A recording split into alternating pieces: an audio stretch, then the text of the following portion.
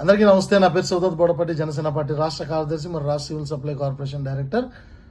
ఈరోజు ఉదయం ఒక సినిమా చూశాను, మధ్యాహ్నం ఒక సినిమా చూశాను. అది మీ అందరితో పంచుకుందాం అని చెప్పి వీడియోలో మాట్లాడుతూ ఉన్నాను. ఉదయం చూసిన సినిమా టైటిల్ ఏంటనంటే శ్రావణన్న తాలింపు, ఐశ్వర్య చెల్లి లాలింపు, జోసఫ్ గాడికి జాడింపు పిఠాపురంలో. అన్నా నిజంగా శ్రావణన్న, మీరు బేసిక్గా ఎంత నీచంగా మాట్లాడాలి అనే ట్రైనింగ్ నీ వెనకాల ఉన్న వాళ్ళకి నువ్వు ఇస్తున్నావా, లేకపోతే అలా ఉన్న వాళ్ళనే నీ టీంలో పెట్టుకుంటున్నావో నాకు తెలియట్లేదు. కానీ అన్న, ఎవరైనా చెల్లి నిజంగా చూస్తుంటే చాలా సంతోషంగా ఉందన్న. ఆ పిఠాపురం స్టేషన్ దగ్గర మీడియా ముందు మాట్లాడుతున్న మాటలు విన్నానన్నా. గతంలో ఆవిడ మాట్లాడిన మాటలు కూడా విన్నాను. అసలు నిజంగా ఎంత కారిపోతుందంటే నాకు చెప్పలేలే అన్న. ఎందుకన్నా ఈ మోసాలన్నీ దేనికి? ఎందుకు జనాలు వాడుకుంటున్నావు శ్రావణన్న? నువ్వు డిప్యూటీ సీఎం అవుతావు అని చెప్పి నీకు మాటిచ్చాడా ఏంటి జగన్మోహన్ రెడ్డి గారు? అంటే అతను సీఎం అవుతాడు, నువ్వు డిప్యూటీ సీఎం అయిపోతావు. మీరు జనాలను గొర్రెలు చేసి మోసం చేసేస్తారు. వా, ఏం ప్లానింగ్ అండి. రెండో సినిమా మీకు చెప్పాలి, 3 ముగ్గులు క్యాప్షన్, మా దగ్గర అందరూ దొంగలే. జగన్మోహన్ రెడ్డి గారు అసలు నిజంగా ఒక మాస్టర్ ప్లాన్ వేశాడు. 3 ముగ్గులు అంటే ఆయన 3 కులాలని టార్గెట్ చేశాడు. 1 కాపు కులం, 2 ఎస్సీ, 3 కమ్మ కులాన్ని. 3 కులాలని టార్గెట్ చేసిన వ్యక్తి జగన్మోహన్ రెడ్డి. పవన్ కళ్యాణ్ గారికి వీళ్ళందరినీ కూడా దూరం చెయ్యాలి, అప్పుడే నేను రాజ్యాధికారం నాకు వస్తుంది అని చెప్పి కుట్రపూరితైన రాజకీయంలో భాగంగా ఓ పక్క కాపులందరినీ కూడా ఒకంత రెచ్చగొట్టి పవన్ కళ్యాణ్ గారి మీద వదలడం, ఓ పక్క ఎస్సీలందరినీ కూడా తప్పుదోవ పట్టించే విధంగా ఒకంత రెచ్చగొట్టి వాళ్ళకు కూడా బూటక మాటలు చెప్పి వాళ్ళని మోసం చేసే ప్రక్రియ మొదలుపెట్టేయడం. అలాగే ఈయన కమ్మ సమాజ వర్గాన్ని కూడా టార్గెట్ చేస్తూ రకరకాల అంశాల్లో ఆ సమాజ వర్గాన్ని కొంతమందిని తీసుకొని మన ప్రశ్న రావాలని లాంటి వాళ్ళని జనాల మీదకి వదిలేయడం. ఎంత గేమ్ ప్లాన్ జగన్మోహన్ రెడ్డి గారు నిజంగా చాలా అద్భుతంగా రచించారు. ఈ రోజుతో మీరు ఇంకో క్లారిటీ ఇచ్చేశారు.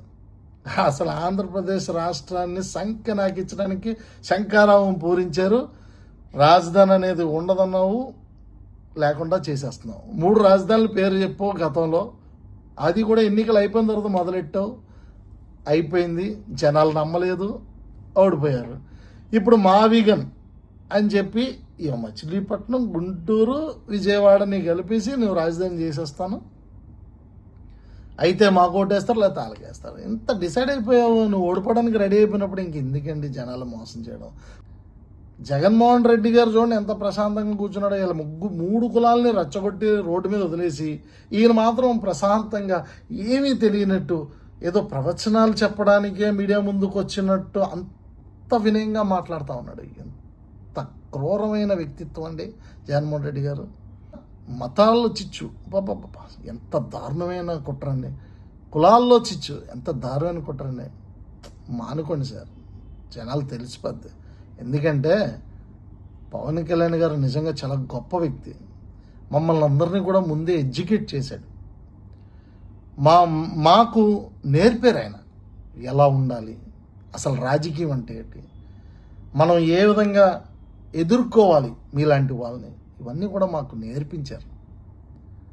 పవన్ కళ్యాణ్ గారు నిజంగా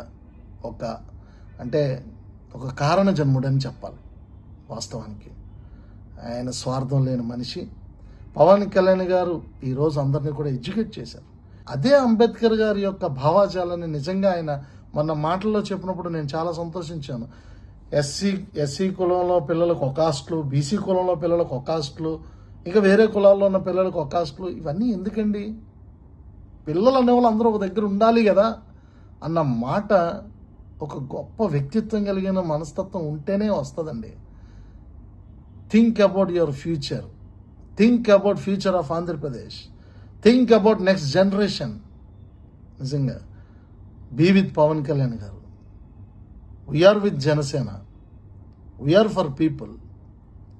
పవన్ కళ్యాణ్ గారు నిజంగా చాలా అద్భుతంగా ఆంధ్ర రాష్ట్ర భవిష్యత్తు కోసం త్యాగం చేసిన వ్యక్తి. అలాంటి మంచి మనిషిని మీరు టార్గెట్ చేస్తే ఇగో స్టార్ట్ అయింది. ఇక ముందుకి చాలా ఉంటుంది. Just wait and see. Thank you so much.